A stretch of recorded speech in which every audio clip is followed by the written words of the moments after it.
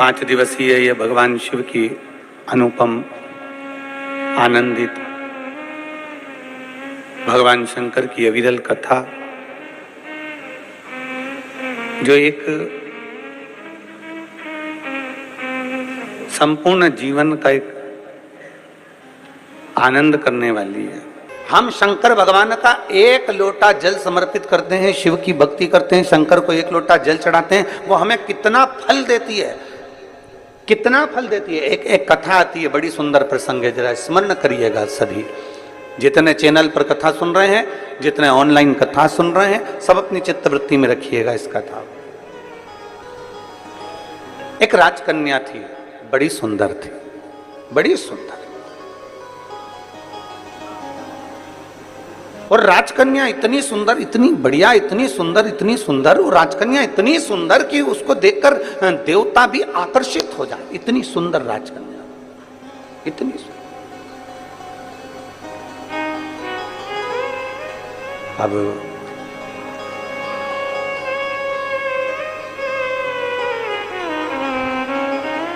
कन्या सुंदर थी, राजा को चिंता लग गई जब कन्या बड़ी हो गई। कन्या बड़ी हुई और चिंता लगी। किसको चिंता नहीं होती? और आज के जमाने में हम तो निवेदन करना चाहेंगे, बेटों की शादी की चिंता करो, बेटियों की शादी की मत करो। बेटी अगर लगनता से मेहनत कर रही है, अपने पिता के कार्य के प्रति जागरूक है, अपने पिता के वचन के प्रति जागरूक है और अपने पिता के बोले हुए शब्द के प्रति जागरूक है, तो फिर बेटी की चिंता नहीं रहती, फिर बेटी की चिंता नहीं। शिव पुराण कह रही है, भगवान शंकर का संवाद कर रहा है, भगवान उगड़दानी का संवाद कर रहा है, भगवान शंकर की पावन कथा कर रही है। राजकन्या इतनी सुंदर थी, इतनी सुंदर राजकन्या कि उसको देखकर देवता भी आकर्षित हो जाए। इतनी सुंदरता उस राजकन्या में, इतनी सुंदर राजकन्या, बड़ी सुंदर थी, देवता भी उसको देखकर आकर्षित हो जाए, इतनी सुंदर थी। पिता के मन में थोड़ा सा भाव जागृत हो गया। पिता के मन में लगा कि मेरी बेटी, इसका विवाह करना है मुझे, और मैं विवाह करना, इतनी सुंदर है, इतनी सुंदर है। अब मैं किसी ज्योतिषी को बुलाऊं और ज्योतिषी को बुलाकर इसको जरा दिखाऊं कि मेरी बेटी का भाग्य क्या कहता है। और अगर मैं हर कोई ज्योतिषी को बुलाऊं तो वो श्रेष्ठता नहीं है। इसलिए उस पिता ने अपने राज पुरोहित को बुलाया, अपने राज्य के पुरोहित को बुलाया, अपने कुल गुरु को बुलवाया और राज पुरोहित को बुलाकर कहा कि राज पुरोहित जी, मेरी बेटी का मुझे विवाह करना है, आकर उसका भाग्य देख लीजिए और उसका भाग्य बता दीजिए। और बेटी, राजकन्या का एक नियम सबसे प्रबल था, सबसे प्रबल नियम था राजकन्या का कि वो शंकर के मंदिर के पुष्प को उठाकर, उन्हीं पुष्प की माला बनाकर, उन्हीं पुष्प का श्रृंगार बनाकर शंकर को पिना देती थी, शिवलिंग का श्रृंगार कर देती उसी पुष्प से।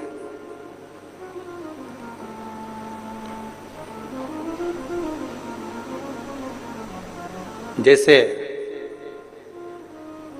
आजकल तो खैर मंदिर में बेलपत्र मिलना बड़ा कठिन हो गया। आपके राजनांदगांव के मंदिर में मिलता है क्या बेलपत्र? मंदिर में चढ़ा हुआ मिल जाता है क्या? आजकल तो बहुत कठिन हो गया, लोग चढ़ाते हैं और उठा के ले जाते हैं, बहुत मुश्किल हो गया।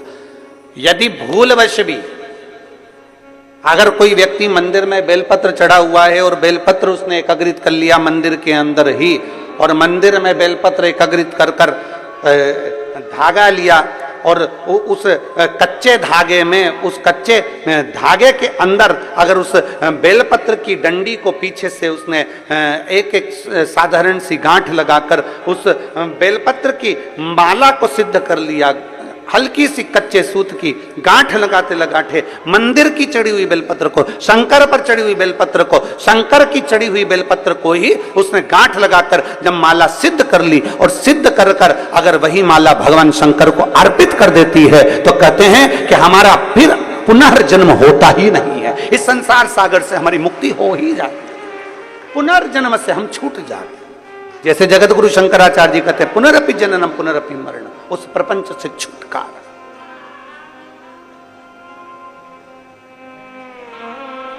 अब कई लोग ऐसे होते हैं कि वो पत्ती में छेद कर देते हैं, नहीं।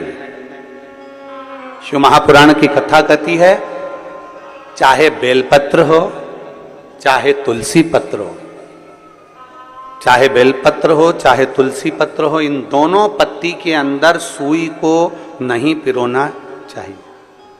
बेलपत्र के अंदर भी सुई को नहीं डाला जाता और तुलसी पत्र के अंदर भी सुई को नहीं डाला जाता, दोनों पत्र में। हाँ, कच्चे धागे से आप उसमें डंडी में गांठ लगाकर भगवान शंकर को माला धारण कर सकते हो, पर कौन सी बेलपत्र? फिर से बोलो जरा जम के, कौन सी बेलपत्र? जम के आवाज आना चाहिए। जो शंकर भगवान पर चढ़ी हुई है वही बेल। धोया, माला सिद्ध करी और वही माला मेरे देव अधिदेव महादेव को समर्पित कर दी, वही माला। नमामि शमीशा निर्वाण रूपम विभुम व्यापकम ब्रह्म वेद स्वरूपम। नमामि शमीशा निर्वाण रूपम विभुम व्यापकम ब्रह्म वेद स्वरूपम। नमः शिवाय, ओम नमः शिवाय, नमः शिवाय, ओम नमः शिवाय। नमामि शमीशा निर्वाण रूपम विभुम व्यापकम ब्रह्म वेद स्वरूपम। नमामि शमीशा निर्वाण रूपम विभुम व्यापकम ब्रह्म वेद। शिव को चढ़ा हुआ पुष्प शंकर को वापिस समर्पित, शंकर का बेलपत्र शंकर को वापिस समर्पित। तेरा तुझको अर्पण, क्या लागे मेरा, मेरा है क्या? आज कन्या की शादी करना बड़ी सुंदर है, पर शंकर जी से वो तो स्नेह कर कर बैठी है। शिव जी की पूजन करती है, शंकर भगवान का भजन करती है, शंकर जी की प्रीति रखती है, शिव जी का श्रृंगार करती है, शंकर भगवान का अनुमोदन करती है। अब शंकर भगवान का अनुमोदन कर रही है, शंकर भगवान की प्रीति कर रही है, शिव जी से आराधना कर कर बैठी है। तो अब जरा विचार करिएगा। राजपुरोहित को बुलाया गया और राजपुरोहित को बुलाकर कहा गया, राजपुरोहित जी आइए और मेरी बेटी का भाग्य देखकर बताओ कि इसकी किस्मत क्या कहती है। किस्मत क्या कहती है? राजपुरोहित अपने एक नगर में, गांव में कहीं गुरुकुल चला रहे थे। राजपुरोहित बच्चों को पढ़ा रहे थे, बच्चों को पढ़ा रहे हैं, गुरुकुल चला रहे हैं। उनके घर में बहुत सारे विद्यालय में बच्चे पढ़ रहे हैं और राजपुरोहित ने आज बच्चों में से कह दिया कि सुनो, मैं अपने राजा के यहाँ जा रहा हूं क्योंकि राजा ने मुझे बुलाया उसकी बेटी के स्वयंवर के लिए, उसकी बेटी की शादी के लिए, मुझे जाना होगा। राजपुरोहित आज अपना राज्य का सारा स्कूल का जो भी कार्य था वो बंद कर कर विद्यालय का, गुरुकुल का, आश्रम से सीधे राजा के भवन में पहुंच गए। राजा के भवन बेटी लगी थी शंकर की आराधना में। नमामि शमीशा निर्वाण रूपम विभुम व्यापकम ब्रह्म वेद स्वरूपम। नमः शिवाय, ओम नमः शिवाय, नमः शिवाय, ओम नमः शिवाय। नमामि शमीशा निर्वाण रूपम विभुम व्यापकम ब्रह्म वेद स्वरूपम। नमः शिवाय, ओम नमः शिवाय, नमः शिवाय, ओम नमः शिवाय। लगी बेटी भगवान शंकर की आराधना, श्रृंगार बना रही है, शिव के मंदिर को सजा रही है, शंकर के शिवलिंग को सजा रही है, भगवान शंकर का श्रृंगार कर रही है, शिव का श्रृंगार।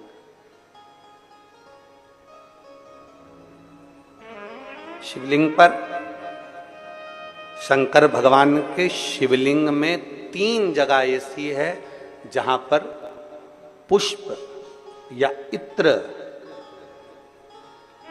या बेलपत्र या सुगंधित पदार्थ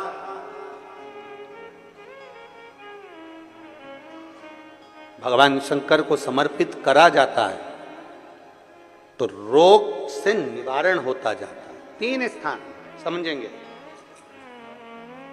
ये शिवलिंग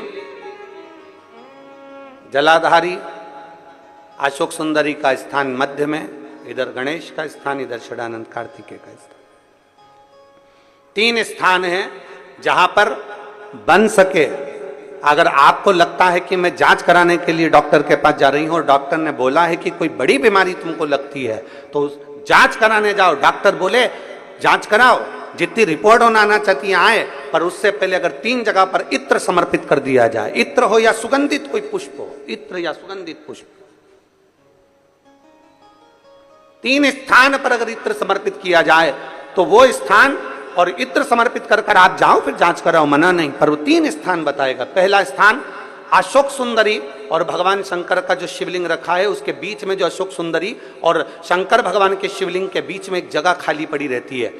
अशोक सुंदरी का स्थान पूर्ण होगा, शिवलिंग होगा, उसके बीच में एक स्थान खाली होता है। उस स्थान पर अगर जिस समय पर भगवान शंकर के जिस अशोक सुंदरी और शिवलिंग के बीच में जो स्थान है वहां पर अगर इत्र लगाया जाए, दूसरे नंबर पर शिवलिंग के ऊपर से लेकर नीचे के मध्य भाग में, जहां मध्य भाग है ये शिवलिंग, ये नीचे का भाग और मध्य भाग में अगर इत्र लगाया जाए, और तीसरा भगवान शंकर का जो जल नीचे की ओर गिरता है, जहां जो पट्टी रहती है पानी नीचे आने की, उस पट्टी पर अगर इत्र लगाया जाए, ये 3 स्थान इत्र लगाने के होते हैं। अगर वहां लगाया जाए तो कैसा भी रोग हो आपकी जांच अच्छी ही आएगी, बेकार नहीं आ सकती।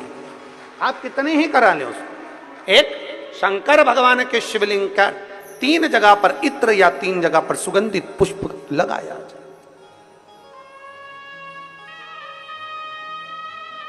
अब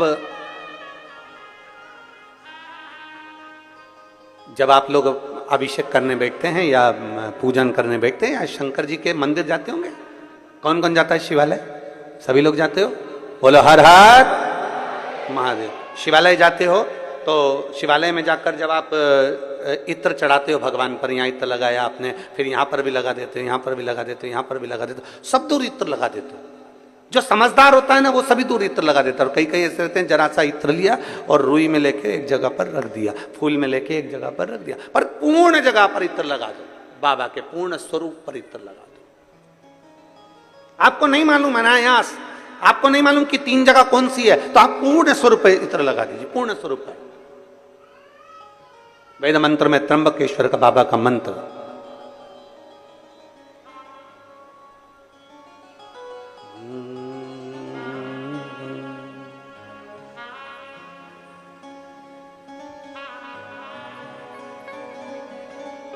महामृत्युंजय मंत्र, वेद मंत्र का बड़ा सुंदर मंत्र, जिसका हम उच्चारण पूर्ण रूप से नहीं करते हैं व्यासपीठ से, उसको हम मंत्र को मन में गुनगुनाते हैं। एक बार आप भी बाबा के मंत्र को मन में गुनगुनाइए।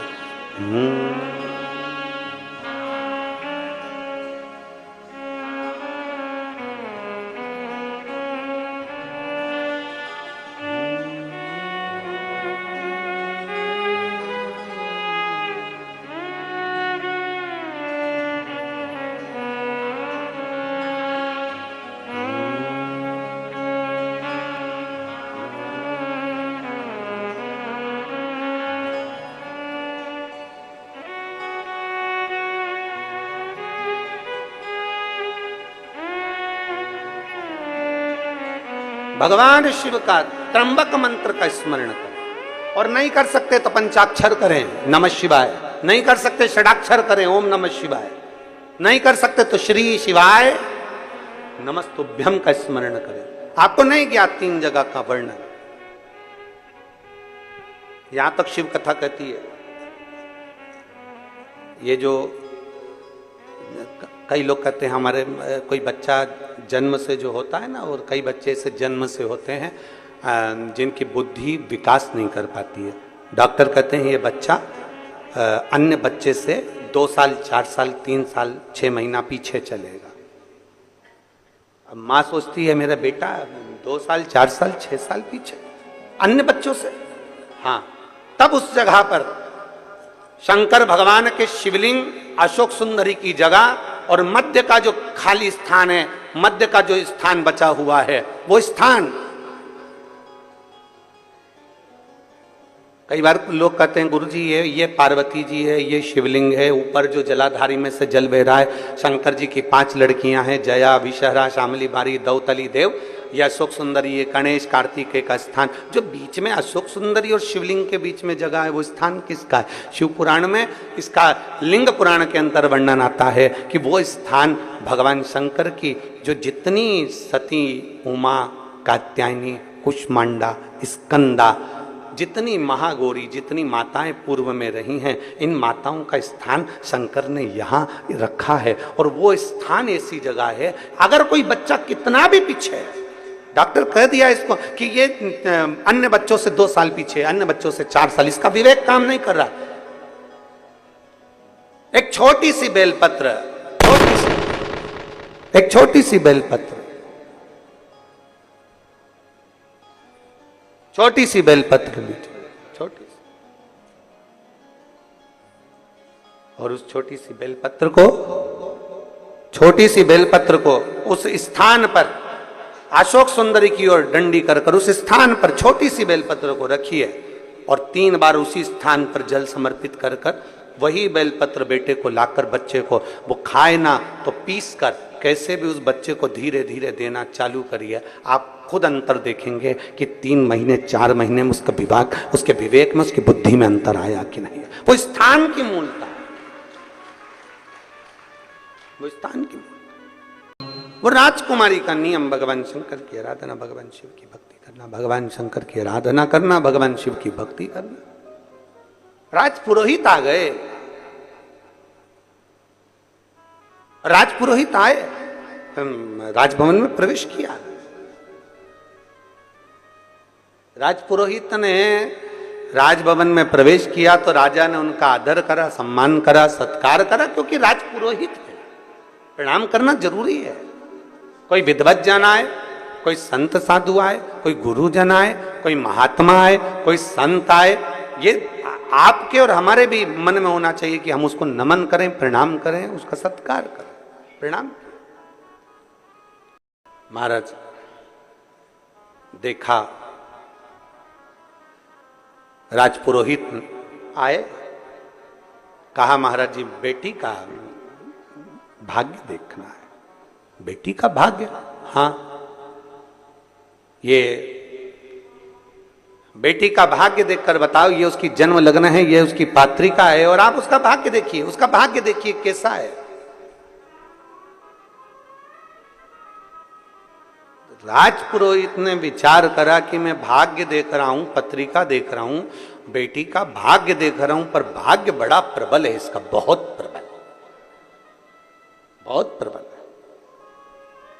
ये जिसके यहां जाएगी उसके यहां 4 चांद लगा देगी। बहुत लक्ष्मी इसके चरण में, बहुत भाव है इसका, बड़ा भाव। पर राजपुरोहित ने कहा कि इतना भाग्य प्रबल है इसका, मैंने ज्योतिषी के हिसाब से उसको देख लिया, पर मैं चाहता हूं कि उस लड़की को एक बार देखूं। राजा तेरी बेटी को मुझे देखना है। तो बेटी कहाँ? मुझे तेरी बेटी से मिलना है। बेटी को बुलाया राजा। मंदिर में सूचना गई, शिवालय में बेटी लगी थी भगवान शंकर की आराधना में। शंभो शरण पड़ी मांगू घड़ी रे घड़ी, दुख काटो दया करी दर्शन। बेटी मंदिर में लगी, शिवालय में पूजन कर रही है, भगवान शंकर की माला सिद्ध कर रही है, माला तैयार कर रही है। बेटी माला बना रही थी, सूचना गई दरवाजे पर से, राजभवन से सूचना पहुंची, दरवाजे पर से सूचना पहुंची, महाराज राजकन्या के पास में आपके पिताजी ने आपको बुलाया। महाराज आवाज लगाए हैं, महाराज बुला रहे, आइए।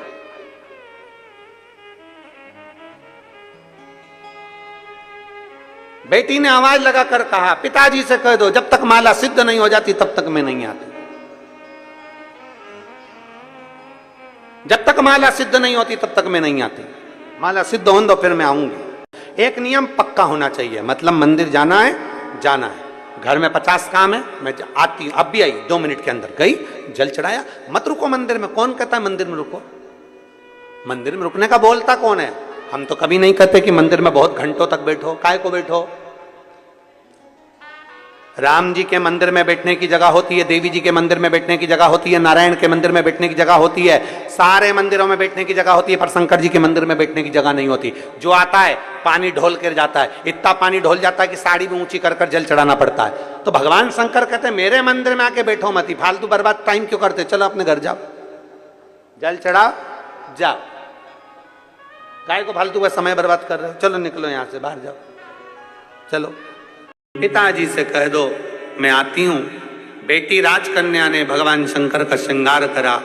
राजपुरोहित पत्रिका देखकर समझ गए कि इसका भाग्य प्रबल है, एक बार लड़की को देख लूं वो कैसी है, उससे मिल लूं। राजपुरोहित ने इंतजार किया।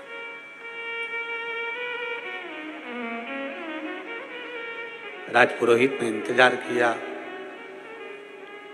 बेटी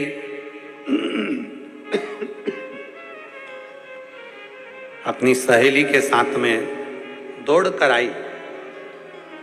श्रृंगार करने के बाद जब बेटी दौड़ कर आई अपनी सहेली के साथ में, दौड़ कर आई,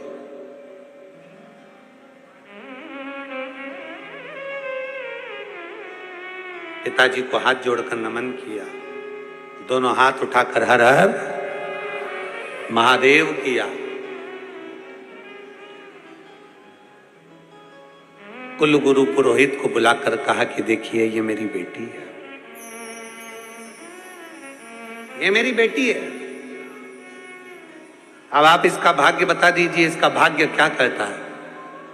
इतनी सुंदर बेटी, इतनी सुंदर बेटी, इतनी सुंदर बेटी, राजपुरोहित की बुद्धि देवर्षि नारद जैसी हो गई। राजपुरोहित की बुद्धि फिर गई। जो कन्या को देखा तो मन में विचार करा, कन्या को देखते से विचार करा कि इतनी सुंदर कन्या, इतनी सुंदर। मन में आया कि इसका भाग्य इतना प्रबल है, इसका योग इतना प्रबल है, और अगर ये कन्या मेरे से शादी कर ले तो कितना अच्छा हो जाए। अब तू राजपुरोहित है, तू उस राज्य का गुरु है,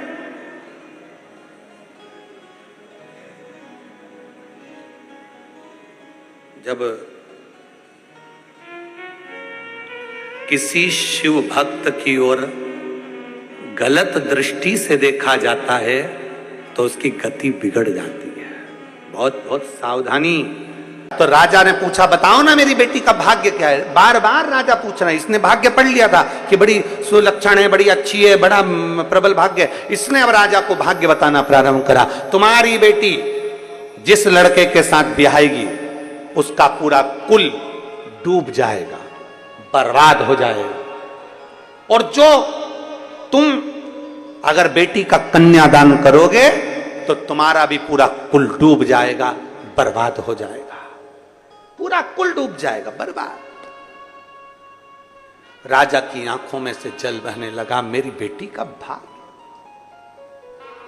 ये मेरी बेटी का भाग, जहां शादी करेगी उसका पूरा कुल डूब जाएगा, पूरा कुल।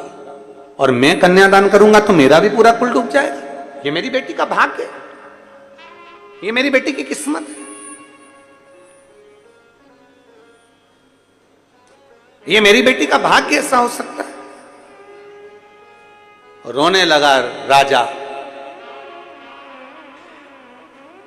कुल पुरोहित से पूछा गया आप बताओ मेरी बेटी के लिए फिर मुझे करना क्या पड़ेगा, मैं क्या करूं, इसका कोई हल निकालिए, इसका कोई उपाय बताइए। कहा इसका एक उपाय है, लकड़ी की एक पेटी बनाई जाए, लड़की को पूरा आभूषणों से, सोना चांदी हीरा पन्ना माणिक मोती से उसको पूरा जेवरों से सुसज्जित किया जाए और लकड़ी की पेटी में इसको भरकर पानी में, नदी में छोड़ दिया जाए।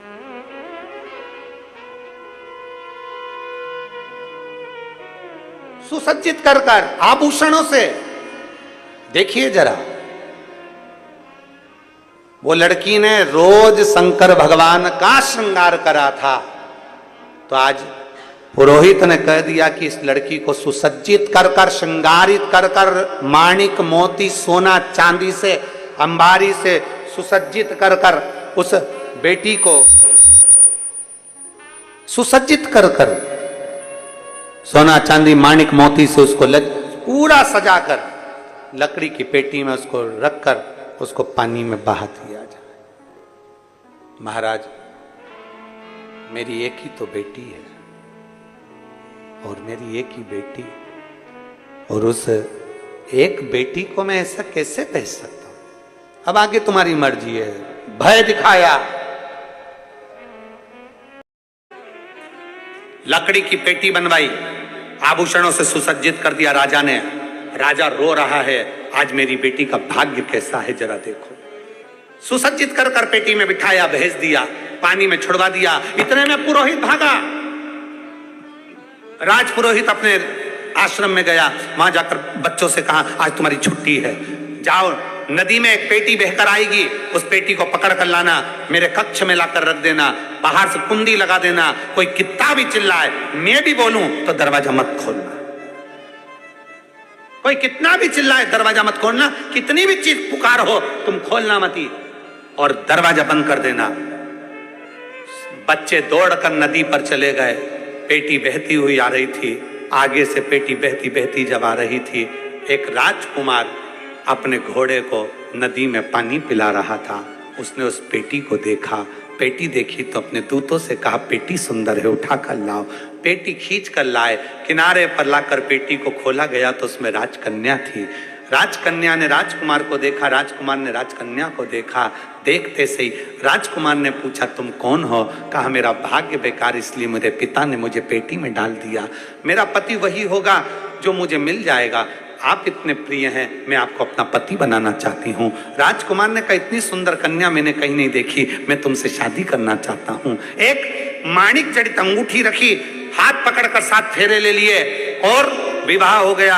अब राजकन्या ने विचार करा, मेरे पिता की पेटी है, इसको खाली कैसे भेज दूं, कुछ तो करिए। राजकुमार ने कहा, चिंता मत करो।